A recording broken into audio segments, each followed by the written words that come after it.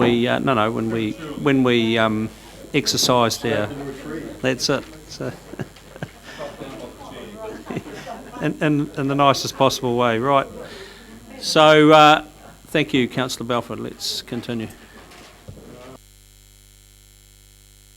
Followed by Councillor Hewitt, actually. Could we get a list at some point? I was surprised in a paper that talks a lot about consulting with stakeholders and so forth, that there wasn't any indication of who actually was talked to in this process. That would be helpful to see. And add that to the back of the strategy under the acknowledgements. Yep. Practitioners, in talking to stakeholders, what kind of feedback did you get? We have some tensions here from time to time as between what our scientists say and modeling and so forth and so on versus what growers, well drillers, other people on the ground who have more of a practical sense, if you will, of what is happening, think is going on. Did people talk about, is that an issue as you see it, or is that not an issue? Did you get any kind of feedback on that? Yes, absolutely. The modelling was given as an example. I think it was by one of the iwi groups, and yes, perceptions around that and the quality of that and whether it was the right modelling was one of the examples given as to say we want greater transparency around this work, we want to be involved in the nature of, we want to understand what questions are being asked, and we want to see greater transparency around how this work is done. So it was, the modelling was given as an example of one of the current problems, if you like. And lastly, in terms of questions, could you comment more about your recommendation about umbrella contracts? It seems to me that is an area that has a lot of potential for too much coziness as between the players involved, as opposed to a more robust, competition for who's going to do what kind of work and so forth. There are certainly some parts of the community that think there's already too much coziness in this, and if you were to say, oh, we're going to make a 7-year agreement with so-and-so to do this, isn't that kind of an incentive for so-and-so to kind of toe the party line? They know who's buttering the bread. So could you talk a bit more about that? Sure, totally understand. It's a bit of a mixed message in there, isn't it? Umbrella contracts are better in terms of signalling what expertise the council might be likely to commission from a provider. So it provides some greater certainty as to where they might need to invest in their own capacity. And you can still have a tender process for them, but typically in my experience, and we had umbrella contracts in my last role when I was at MPI, you have an umbrella contract, but you can still request 3 or 4 quotes from different organisations, but they only need to provide a quote. They don't. It's a lower level of effort. They can just provide the quote and they focus on what they can provide you and then the quote. But you don't need to go through all the rest of the negotiations if you end up choosing them. So the umbrella contract is like saying we've got a base contract with you, but you'll still have to bid occasionally for work that we put out for bidding. But we don't have to go through the full contract negotiation in order to secure that work. And they tend to like these umbrella contracts because they think it's going to guarantee them a bit more work. Whether it does or not is a moot point, but they tend to, you may find they're a little bit sharper in their pricing for an umbrella contract than they are in piecemeal contracts when they have no certainty of further work, so they may price that a bit higher. Does that make sense? So there is still competition built in underneath the umbrella contract process where you want to get multiple quotes. But also would it be fair to say that there's less bureaucracy with an umbrella contract? Yes. Provide information once and multiple times is what you need to do. Yeah, and the Health, Safety and Employment Act provisions are a classic example of that for us in managing contractors. Councillor Hewitt, and then I've remembered all the hands. Councillor Graham, Councillor Hewitt was in first. No, yours, you next. Thank you, Douglas. Ian, I was just asking Liz, why have you done this? Because I rate your ability as in your role, your science role, and we just had a little bit of a chat outside around the ability to just take a different view to what you're doing. So I get some of it. I think that there are elements here that I thought you were doing, so maybe not, but I'm in support of, and the umbrella contracts are good. I wonder, when you cast your own eye over the final copy, if you might consider looking at it a little bit more objectively, because I think there's a pendulum swing here that needs to be recognised, and I refer to the fact that if we talk about inclusive, and yet we're either Maori or we're non-Maori, well, I don't think of myself as either. I'm a New Zealander, and my children are sixth generation New Zealanders, so I find that that's not an inclusive statement at all. And then when I look at the desired state by 2025, and one of the desired states are that we reflect council's relationship with local iwi, but there's nothing about the people of Hawke's Bay here, and that's what we are. We are a regional council representing the people of Hawke's Bay. So I'm seeing this as a little bit of a pendulum swing that needs to get a little bit of balance around who we're representing here, and it's not just Maori we're representing, it's the people of Hawke's Bay. So that's my comments on. I'm asking. Would you? Good point. I'll put a I'll do the question at jokes here, end. Councillor Graham. Thank you. So Ian, I'm wondering if you might like to see that a little bit more objectively, and you can put Sure, a question look, mark there. I'll take your comments on board. Thank you. Mr Mohi. Yes, your statements about iwi don't feel they've been listened to, and who did you get that from, the scientists or the iwi? We got that view from 3 iwi groups that attended. Yeah, it was quite a strong view from all 3 of them, actually. Different levels of strength, I would note, but yes. Yeah, no, I'd go along with that, and I think the whole paper was excellent. Councillor Graham. Chair, I appreciate that. And I will speak as close as I can so that Mrs Graham can hear what I've got to say, because she's been complaining about my soft voice. Do you think our science division and the Regional Council as a whole would benefit if it was a division in its own right, and it had its own team leader and it was totally independent and reported directly to the CEO, rather than what we have now?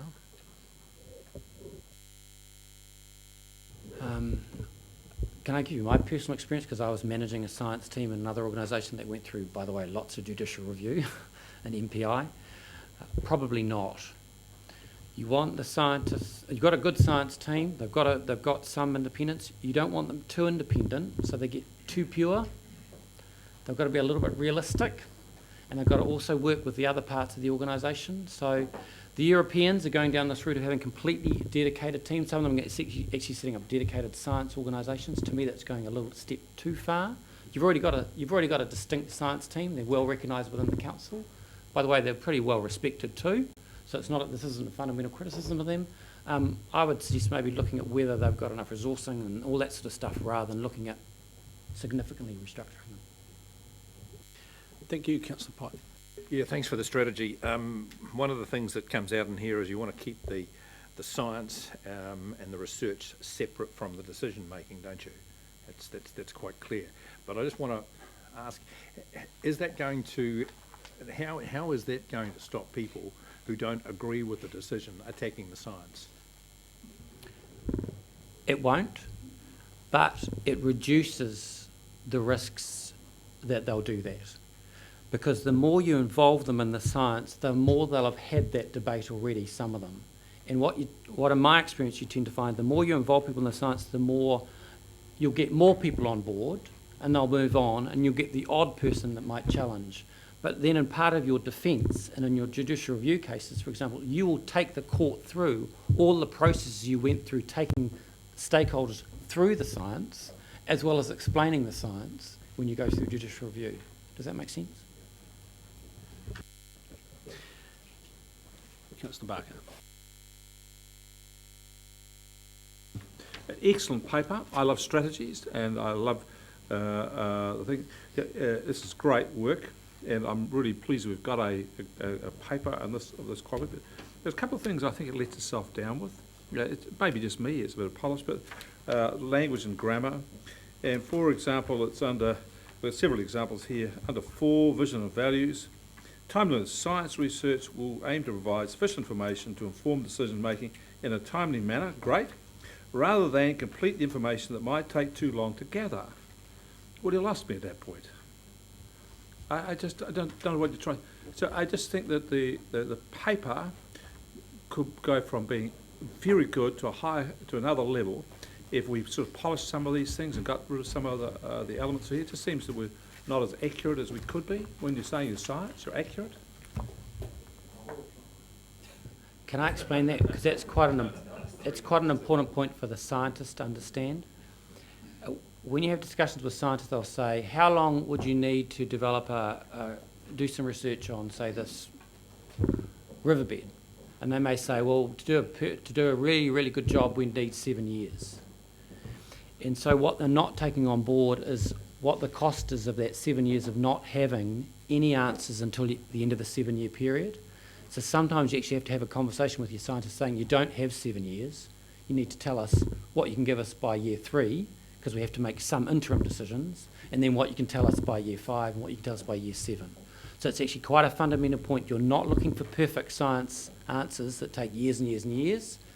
Timeliness is quite a fundamental determinant for how much science and at what quality you can expect. So sorry, it's not probably worded as quite as clearly as that, but that's the point. But the point is that papers, when you read it, it should tell you that. And the thing is, there's several occasions where I think the paper doesn't tell you what it's going to tell you. Gotcha. And that's all I'm saying. Tidy that up, paper goes to another level. Well, we've been around the traps. Any final questions? You're happy to move? Happy to second. Wish to speak, Councillor Grant. I do, because unlike my colleagues, I didn't make a statement before my question, and I wish to make a statement. I thought when I read this, and you could see that it was done by different people, I thought it was really excellent. The review, linking science and technology, it was a new way for me, as a bit of a layman, to look at it all, and it sort of brought it into context for me. So I thought it was a really good report. The second half of what we actually do, clearly we're not into the pure science. But we do some things that are pure science, but we're doing things which are totally outside the context of science, or even close to science, which I don't disapprove of. But there's clearly some confusion there. For me, the Mānuka project is a stunning way that our science team can contribute at all levels, and especially with the intellectual property involved in there. But it's with the hill country issues, and native bush coming back, and of course the honey. So it's, to me, those practical science projects really, really work for me. But even going back to how do we get any eels into Tūtera is something which I've been really interested in. So, staying with our core competency, but going outside it just slightly is very attractive to me, and it showed in your report, and in, I guess, the thing prepared by Ian, although I have got quite a few questions that I would talk to him later about, perhaps. But otherwise, I think it's a really good thing that we do. Councillor Scott. Microphone. Mr. Chairman, affirm the adoption of the strategy. I think it's a very positive move, and it's a very readable document. And I'm grateful to the CEO highlighting the fact that we have actually moved strategies in a number of other areas that are helping us make our decision around our long-term plan. And certainly this is another part of the jigsaw puzzle. Something we've tried to do, we haven't got there, and this will help us get there. And I think one of the things of being able to achieve that is the transparency that we're looking for. Why are we doing that science? What is it going to deliver? When is it going to deliver? Why do we need it? So all of those things actually come through this, and it allows us to be far more focused than being able to push a particular barrow or anything. So I really welcome it. I look forward to the plan that's going to come out of this, and it does help us be more objective in our decision making on funding and on where we actually see that research is necessary. So well done, and we look forward to the next stage. Councillor Belford, with the microphone. Yeah, I have some pretty strong views on this, and concerns which are not addressed by this document. The very first briefing we came to as new counselors included a review of the organization chart.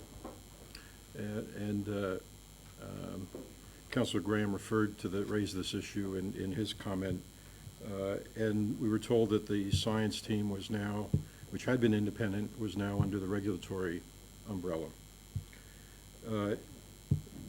This team has taken a huge body blow. Whether you think it's fair or unfair, it's taken a huge body blow over the last couple of years. It had a board of inquiry specifically, explicitly, question why we were using experts who said one thing in one venue and another thing in the venue of the day. We have allegations on national radio that a senior staff person browbeat a CRI consultant a piece of work because they didn't agree with the outcome of the work. We have. Where are we we here? have That's incorrect. irrigators. That's incorrect, councillor Belford. It's not incorrect. Yes, I have it the is. transcripts. It's not incorrect. Well, I've we're read the not here to transcripts. debate that. We're not here to Let's not debate. debate it then. Thank you. I have the transcripts. We have irrigators doing their own research into surface water, groundwater relationships because they don't have confidence in the science work that this team will do. Again, I don't see the relevance of this, councillor My Belford. point being that we have a science strategy that has said virtually nothing about restoring and establishing a greater foundation of credibility for this science work. And my view, I guess, and I would like to see this explored later down the road here, is that we do need to look at how this is structured within the organization, whether we need to go in the direction of this being more independently structured, and if that's a tilt in a direction that at some subsequent point needs to be readdressed, then let us readdress it. But right now, we're not starting from a point where, as far as I can see, there is a high degree of credibility of what we do on the science front. Yet And again, so- that's your view, councillor. That's incorrect. Well, and that's why I'm given the opportunity to speak, is it not? I'm supposed to be here to express my view, am I not? You are. Okay. But stick to the facts. Well, I've given you the basis of the facts. I guess I see a lot of, fluffy language in here about new priority setting, current state, vision and values, so on and so forth. But the number one issue on the table is as I see it, is how do you equip this institution to have a science voice that will carry more mana amongst the communities that it is seeking to inform and influence. And I don't see that this has much advice to us as to how to pull that off, or it doesn't even seem to recognize very much that that even is an issue. So I'm disappointed in this, and I would hope that as a council we do hold open the question as to whether as we evolve this strategy or take it to the next level or whatever we're going to do with it, that we consider what the best structure for this set of activity is and how it should report and what its degree of independence ought to be. Thank you. You wish to sum up, Mover? I do.